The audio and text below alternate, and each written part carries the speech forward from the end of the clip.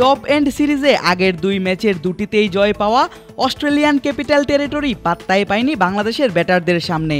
Top অর্ডারের batting নৈপুণ্যে নিজেদের চতুর্থ ম্যাচে সহজ জয় ছিনিয়ে আনেন আকবর আলীরা। 50 তুলে নেন ওপেনার জিসান আলম।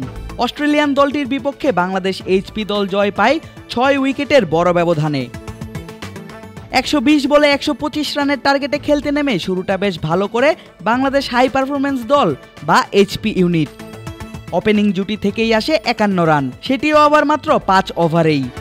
বাংলাদেশের ইনিংসে প্রথম আঘাতটা আসে 6ষ্ঠ ওভারের শুরুর বলে। 15 বলে 18 রান করা তানজিদ তামিম সাজঘরে ফেরেন এক অতিমানবীয় ক্যাচ আউটের শিকার হয়ে। কিন্তু ততক্ষণে বাংলাদেশের জয়ের পথ সহজ হয়ে গিয়েছে অনেকটাই। পাওয়ার প্লের 6 ওভারে আসে 60 রান, মাত্র 1 উইকেট হারিয়ে। পার্টনার তানজিদ তামিম আউট হলেও থামেনি আরেক ওপেনার জিসান আলমের ব্যাট। 3-এ নামা পারভেজ ইমনের সঙ্গে জুটি গড়ে তুলেন আরও একবার, তবে বেশিক্ষণ সঙ্গ দিতে পারেননি ইমন। ক্যাচ আউট হয়ে প্যাভিলিয়নে ফেরার আগে এই ব্যাটার সংগ্রহ করেন 24 বলে 23 রান।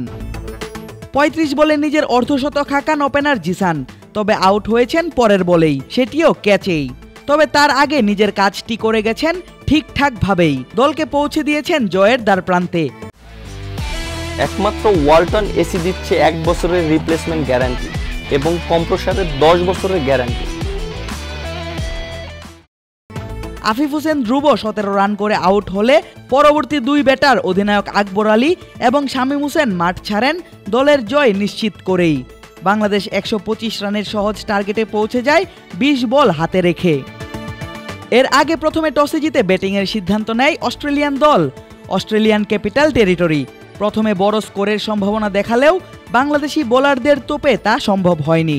নির্ধারিত 20 ওভারে তারা সংগ্রহ করে 9 উইকেটে 124 রান।